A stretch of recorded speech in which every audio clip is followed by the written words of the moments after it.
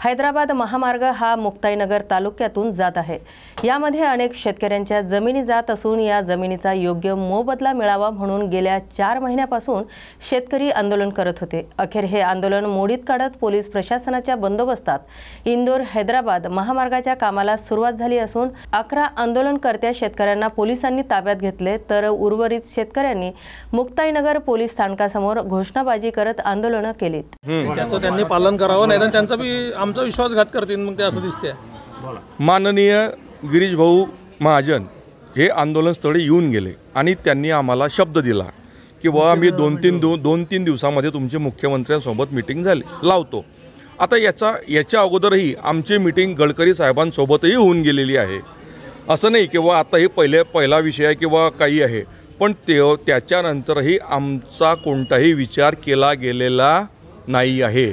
अक्षरशः शेतकऱ्यांना अगदी वाड्यावरती सोडायचं काम हे प्रशासन करते आहे।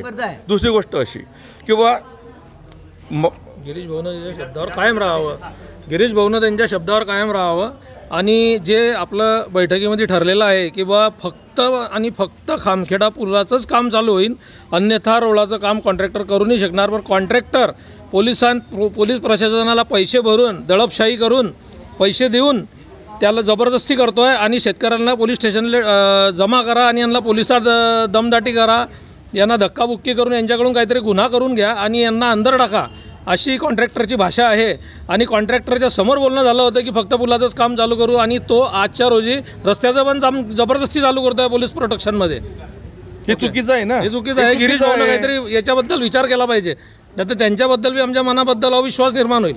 गिरीश भाऊंनी सांगितलं म्हणून आम्ही पुलाचं काम चालू करू दिलं की बाबा त्याच्यामुळे काय होणार आहे की बाबा मागचे जे गावं आहे ते भरावा टाकलेला आहे यांनी नदीमध्ये, त्याच्यामुळे मागच्या गावांची शेतकऱ्यांची शेती उद्ध्वस्त होऊ करते, गावात पाणी चिरू करते। त्याच्याकरता आम्ही काय केलं की चला बाबा पुलाचं काम आपण चालू करू देऊ गिरीश भाऊच्या विनंतीनुसार। पण त्यांचं काम आहे की पुढे या आंदोलनाचा मार्ग मोकळा कसा होईल लवकरात लवकर हे करणं हे त्यांचं काम आहे।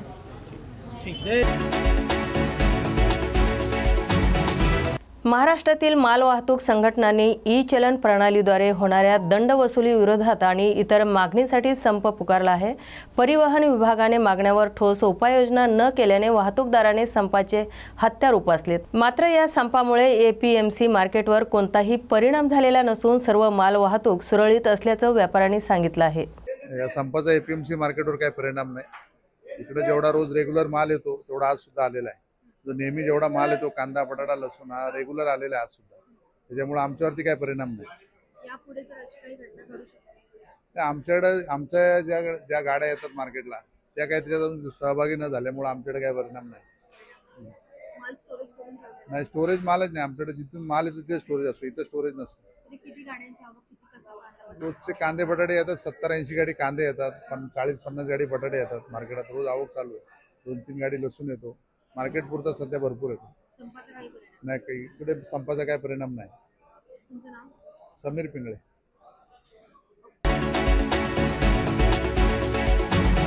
यवतमाळ जिल्ह्यात पिंपळखुटी गावालगत असलेल्या महाराष्ट्र आंध्र प्रदेश सीमावर्ती तपासणी नाक्यावर सुरू असलेल्या भ्रष्ट व्यवहाराविरोधात यवतमाळचे वंचित बहुजन आघाडीच्या जिल्हा अध्यक्षांनी सीसीटीव्ही कॅमेरे घेऊन अमरावतीच्या आरटीओ कार्यालयात धाड टाकली। यवतमाळ जिल्ह्याच्या नाक्यावर मोठ्या प्रमाणात भ्रष्टाचार होत असल्यामुळे त्या ठिकाणी सीसीटीव्ही लावावे, अन्यथा आम्ही घेऊन आलेली सीसीटीव्ही त्या ठिकाणी लावावे। त्यासाठी आम्ही कार्यालयात आलो असताना अधिकाऱ्यांनी सीसीटीव्ही कॅमेरे घेतले नाहीत। तसेच पिंपळखुटी चेक पोस्टवर लाचखोरी, बेकायदेशीर वाहतूक, गुन्हेगारीला प्रोत्साहन मिळत असल्याची तक्रारी सातत्याने येत असून या गंभीर परिस्थितीबाबत प्रशासनाचे दुर्लक्ष होत आहे। तर वसंतराव नाईक यांच्या जयंती निमित्ताने विदर्भातील यवतमाळ जिल्ह्यातील आत्महत्याग्रस्त शेतकऱ्यांचे दुःख लक्षात घेता आम्ही या भ्रष्ट विरोधात आमरण उपोषणाला सुरुवात केली आहे, असं जिल्हा अध्यक्ष नीरज वाघमारे यांनी सांगितले। यवतमाळ जिल्ह्यातील पिंपळखुटी चेकपोस्ट संदर्भात आम्ही आज कालपासून इथं उपोषणाला बसलेलो आहोत। आंध्र प्रदेश आणि तेलंगणाच्या म्हणजे महाराष्ट्र आणि तेलंगणाच्या सीमेवर जे चेकपोस्ट आहे तिथे अवैधरित्या ट्रक वाहनधारकांकडून वसुली करण्यात जाते, हे आमचा विषय होता। त्या संदर्भात वारंवार आम्ही आरटीओ कार्यालयाला, प्रादेशिक कार्यालयाला निवेदनं दिली, तक्रारी केल्या, पण तरीसुद्धा काही फरक पडला नाही। आमची एवढीच मागणी आहे का तिथे जे वाहनधारकांकडून लूट होत आहे तिथे CCTV कॅमेरे बसवा, ही आमची मागणी होती. पण शासनाकडे आज तारखेत साधारण 8,11,000 कोटी रुपये महाराष्ट्र शासनावर कर्ज असल्यामुळं, शासनाची परिस्थिती नसल्यामुळं आम्ही वंचित बहुजन आघाडीच्या वतीने स्वखर्चाने आम्ही त्यांना 2 लाख रुपयाचे CCTV कॅमेऱ्याचा संच देण्यासाठी गेलो, गिफ्ट देण्यासाठी, भेट देण्यासाठी, परंतु ते सुद्धा त्यांनी नाकारलेली आहे. त्यामुळं आम्ही कालपासून पूर्ण CCTV कॅमेऱ्यासह आमच्या कार्यकर्त्यासह पदाधिकाऱ्यासोबत आम्ही इथे उपोषणात बसलेला. जेव्हापर्यंत हे तिथे CCTV कॅमेरे लावत नाही, पारदर्शकता त्या व्यवहारामध्ये आणत नाही, तेव्हापर्यंत आम्ही आमरण उपोषणावर आम्ही ठाम आहोत. CCTV नसल्यामुळे तिथे यवतमाळ जिल्हा हा क्राईमच्या बाबतीत अतिशय कुप्रसिद्ध आहे. त्याच्यामध्ये सर्वात मोठा वाटा जो येतो ह्या RTO कार्यालयाच्या याच्या येतं, RTO विभागाच्या साक्षीने म्हणा किंवा त्यांच्या मदतीने होत आहे. यवतमाळमध्ये गो तस्करी म्हणा, गुटखा म्हणा, बोगस बियाणे म्हणा, बोगस दारू म्हणा, यवतमाळ शहरामध्ये जे शस्त्र येते ते कुठल्याही पावसामधून पडत नाही, तर ते अशाच कुठल्या तरी वाटेतून येते, हा आमचा आरोप आहे. मागण्या पूर्ण आम्ही कालपासून आमरण उपोषणात बसलेलो आहोत. आमचं हे उपोषण जे आहे ते कंटिन्यू सुरू राहील आणि याला सर्वस्वी जबाबदार जे आहे ते अमरावतीचे प्रादेशिक RTO कार्यालय राहील. भुसावळ येथील तापी नदीच्या तीरावर तापी नदीचा जन्म उत्सव मोठ्या उत्साहात आणि भक्तिमय वातावरणात साजरा करण्यात आला. आषाढ शुद्ध सप्तमी हा शास्त्रानुसार तापी नदीचा प्रकट दिवस मानला जातो. याच निमित्ताने भाविकांनी मोठ्या संख्येने नदी घाटावर गर्दी केली होती. यावेळी विधिवत महापूजा करण्यात आली. त्यानंतर भाविकांनी मोठ्या उत्साहात महाआरती केली. मंत्र उच्चाराच्या गजरात आणि पारंपरिक विधींनी तापी मातेचे पूजन करण्यात आले. कल्याण डिव्हिजन मधील खडकपाडा पोलीस स्थानक, महात्मा फुले चौक पोलीस स्थानक, कोळशेवडी पोलीस स्टेशन आणि बाजारपेठ पोलीस स्टेशन हद्दीमध्ये नागरिकांचा गहाळ झालेल्या मोबाईलचा शोध घेऊन हे मोबाईल नागरिकांना परत करण्यात आले आहेत. हे हरवलेले एकूण 72 मोबाईल असून त्याची किंमत 12 लाख रुपये आहे. पोलिसांनी हे हरवलेले मोबाईल मूळ मालकांना परत केले असून नागरिकांनी पोलिसांचे आभार मानले आहेत. आज या ठिकाणी कल्याण विभागातील जे काही आपले 4 पोलीस स्टेशन्स आहेत त्या पोलीस स्टेशनच्या हद्दीमधील जे काही मोबाईल मागच्या वर्षभरामध्ये हरवले होते त्या CIR पोर्टलचा वापर करून ते मोबाईल आपल्याला परत मिळाले आहेत. त्या मोबाईलचं वितरण आज या ठिकाणी संपन्न होत आहे. याच्यामध्ये आपण की टोटल 72 मोबाईल्स आपण सर्व तक्रारदारांना आज ते परत देत आहोत. त्यामध्ये खडकपाड्याचे 25 मोबाईल, महात्मा पोलीस स्टेशनचे 25, बाजारपेठ 7 आणि कोळशेवाडीचे 15 असा एकूण सुमारे 12 लाखापर्यंतची या मोबाईलची किंमत आहे. असे सगळे मोबाईल्स आपण या CRI पोर्टलच्या माध्यमातून आपण ते ट्रेस केलेले आहेत आणि ते ट्रेस करून सर्व तक्रारदारांना आपण या ठिकाणी देत आहोत. अशी ही ऑनलाईन सुविधा आहे. कुणाचाही मोबाईल त्या ठिकाणी गहाळ झाला असेल किंवा मिसिंग झाला असेल अशा वेळी त्या CRI पोर्टलवरती आपण जायचं आहे आणि आपली जी काही मोबाईलची डिटेल्स असतील त्या ठिकाणी अपलोड करायची आहेत. ज्यावेळेस तो मोबाईल ट्रॅक होतो, ज्या ठिकाणी त्या दुसऱ्या कोणीचा वापर केला जातो त्या ठिकाणी सिम टाकला जातो. त्यानंतर त्याचा मेसेज आपल्यापर्यंत येतो, फुल स्क्रीनपर्यंत येतो. त्यानंतर हा मोबाईल आपला ट्रॅक होतो आणि नंतर आपण तो मोबाईल हस्तगत करून तो परत तक्रारदारांपर्यंत दिला जातो. अशाच प्रकारे काही मोबाईल्स असतील ते डोंबिवली डिव्हिजनमध्ये आम्ही वितरित करणार आहोत. माननीय पोलीस आयुक्त सर आचितो डुंबरे सर असतील, आमचे जॉईंट CP सर असतील, ॲडिशनल CP सर असतील, यांच्या मार्गदर्शनाखाली सहसा उपक्रम प्रत्येक पोलीस स्टेशननी आहे आणि प्रत्येक झोनमध्ये हा सुरू करण्यात आलेला आहे. जेणेकरून फिर्यादीला त्यांना गेलेले ज्यांची मुद्देमाल जो आहे किंवा त्यांचा किमती मुद्देमाल जो आहे तो त्या तक्रारदारांना तात्काळ लवकर मिळण्याकरता सध्याचा उपक्रम सगळीकडे सुरू केलेला आहे. किती लाखाचा एकूण हा माल? हा साधारणपणे 12 लाखापेक्षाही जास्त किमतीचे हे 72 मोबाईल्स आहेत. आपण यामध्ये पाहत असाल की विविध ब्रँडेड कंपनीचे म्हणजे आयफोन पासून असेल, विवो असेल, सॅमसंग असेल, या सर्व प्रकारचे अतिशय महागाचे फोन त्यामध्ये मिसिंग झाले होते, गहाळ झाले होते आणि या पोर्टलचा वापर करून CIR पोर्टलचा वापर करून आपण ते परत मिळवलेले आहेत आणि आज आपण सर्वांना परत दिलेले आहेत.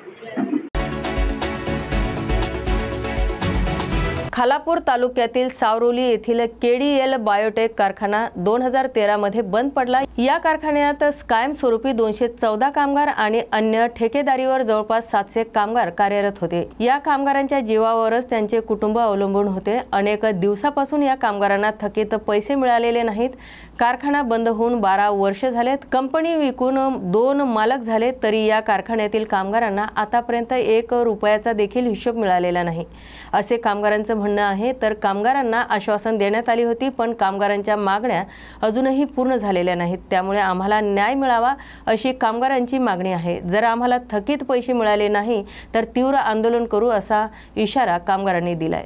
आमच्या कामगाराच्या वतीने एवढं सांगू इच्छितो की आज जो इथे आपण सगळे कामगार आम्ही जमलेलो आहोत आणि तुम्ही पत्रकार बंधूंनी वेळ काढून इथे उपस्थित दर्शवलेली आहे, त्या अनुषंगाने एवढं सांगू इच्छितो की ही जी प्रॉपर्टी आमची जी खरेदी विक्री झालेली आहे त्यामध्ये सुद्धा तफावत असून सुद्धा आम्हाला जो समापक न्यायालयाने दिलेला पत्रकानुसार रक्कम आम्हाला मिळाली नाही, तरी आम्ही या 8 दिवसामध्ये आंदोलन करण्याच्या पवित्रात आहोत.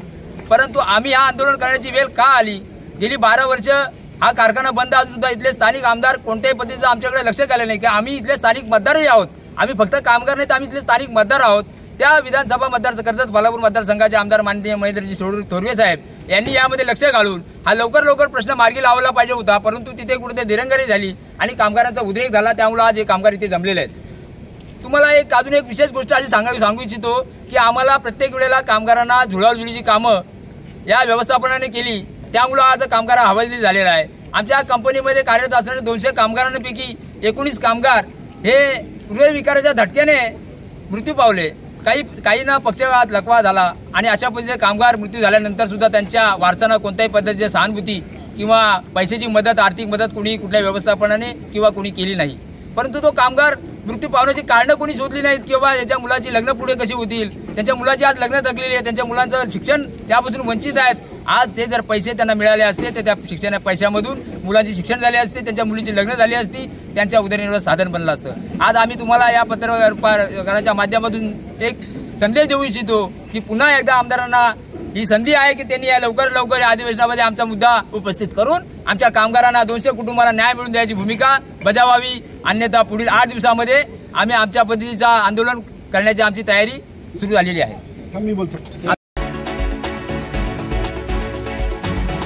सतत पडणाऱ्या पावसामुळे मका पिकाची वाढ खुंटल्याने शेतकऱ्याने आपल्या 6 एकरवर असलेल्या उभ्या मका पिकावर रोटर फिरवला.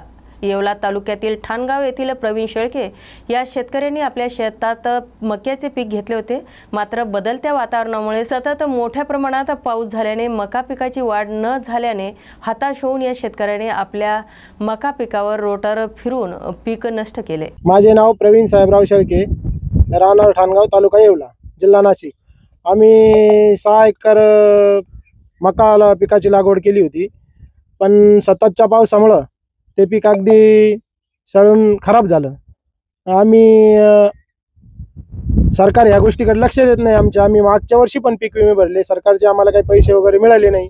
आणि यावर्षी पण अजून सरकारचं काही एवढं कोणाकडं पीक सडले, कोणाचे खराब झाले याकडे कोणा सरकारचं काही लक्ष विशेष नाही. तर भरपूर शेतकऱ्यांचे मका वगैरे खराब झाले आहे.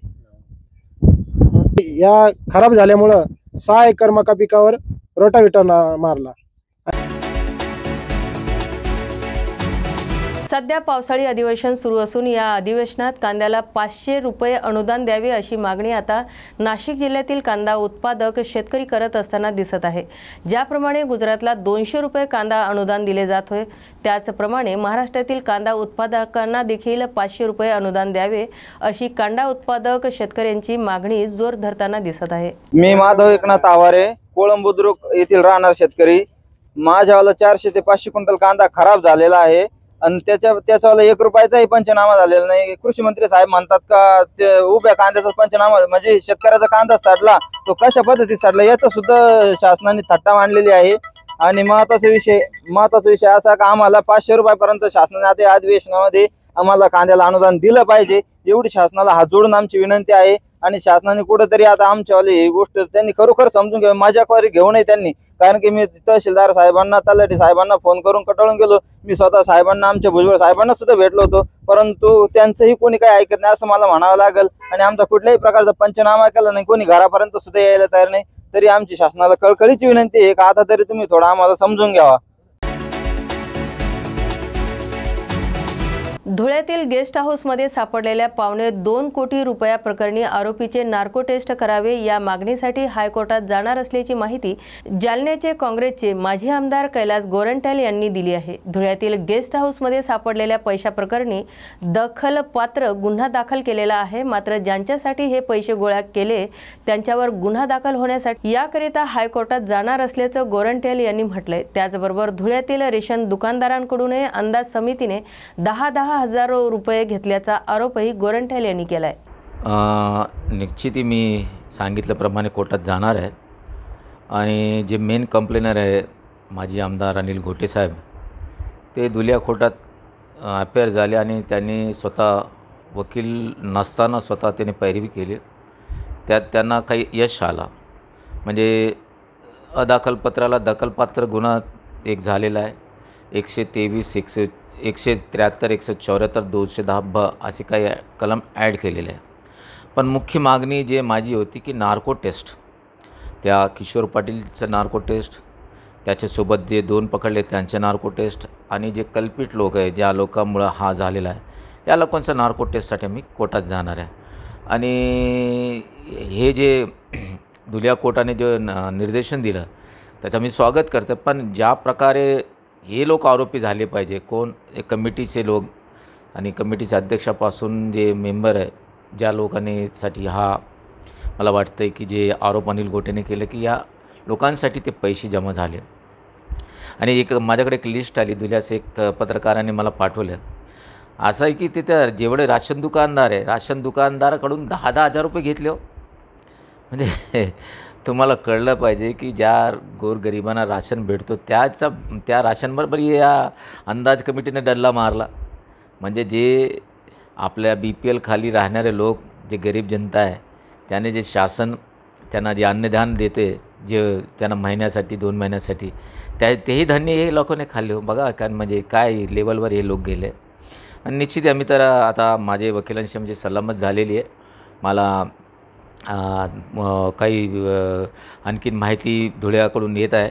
ते पूर्ण झाल्यानंतर निश्चित मी खालचा कोर्टात धुल्या किंवा हायकोर्टात, एक फक्त एवढं सांगतो की नार्को टेस्टचा अधिकार खालच्या कोर्टाला नसतात, त्या हायकोर्टलाच असतात. तर मी स्टेप बाय स्टेप जाणार आणि जे कल्पिट लोक त्याला आरोपी करायचं, बस एवढा आमचा उद्देश राहील.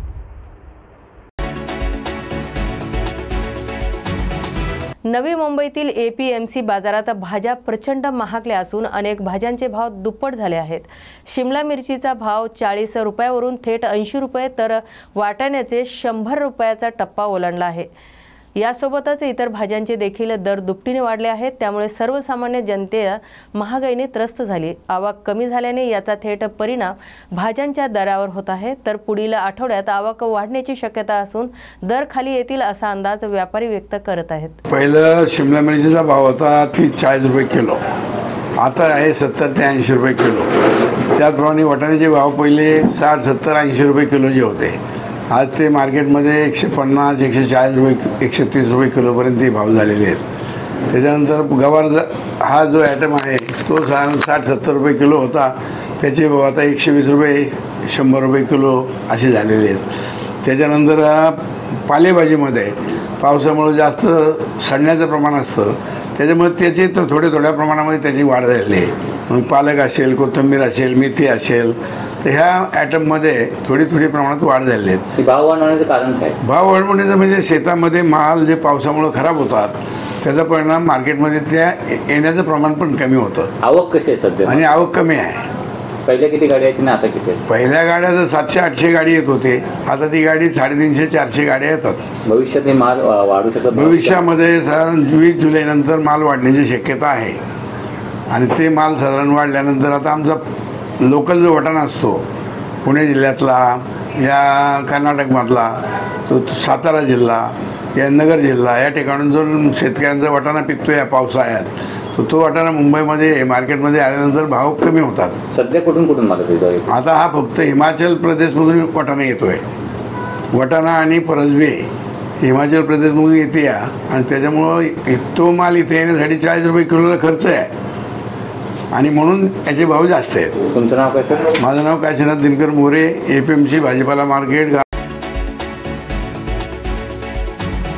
आषाढी एकादशीच्या निमित्ताने अमरावती पंढरपूर विशेष रेल्वे रवाना होत असून भारतीय जनता पार्टीच्या नेत्या नवनीत राणा यांनी पंढरपूरसाठी विशेष रेल्वेने जाणाऱ्या भक्तांना शुभेच्छा दिल्या. याचबरोबर भाविकांना फराळ आणि फराळाचं वाटप करण्यात आलं. तर शेतकऱ्यांना सुख समृद्धी येऊ द्या असं पांडुरंगाकडे नवनीत राणा यांनी साकडं घातलंय.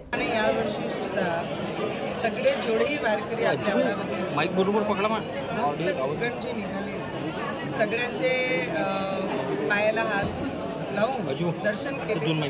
आम्ही आमचं जाणं होत नाही विठोबाच्या दर्शनासाठी. तर जे लोक चालले त्यांचे दर्शन आपण घेतले आणि फक्त विठोबाच्या चरणी एवढीच प्रार्थना करते की आमच्या शेतकऱ्यांचे, शेतमजदुरांचे, विद्यार्थ्यांचे, यांचे सगळ्यांचे चांगले दिवस यावी एवढीच देवाचरणी मी प्रार्थना करते.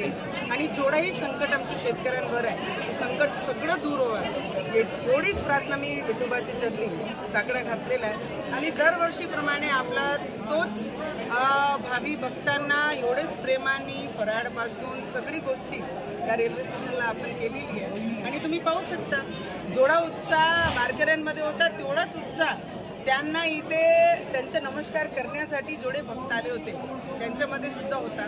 आणि काही अडचणी असतात की खूप सारे भावी भक्त झालेले अजून रेल्वेचे जे कोचेस आहेत ट्रेनचे जे वाढवल्या पाहिजे ते DRM सोबत बोललो आहे. तर नेक्स्ट जेव्हाही ट्रेन जाणार आहे त्याच्यासाठी ते इम्प्लिमेंट सुद्धा होईल.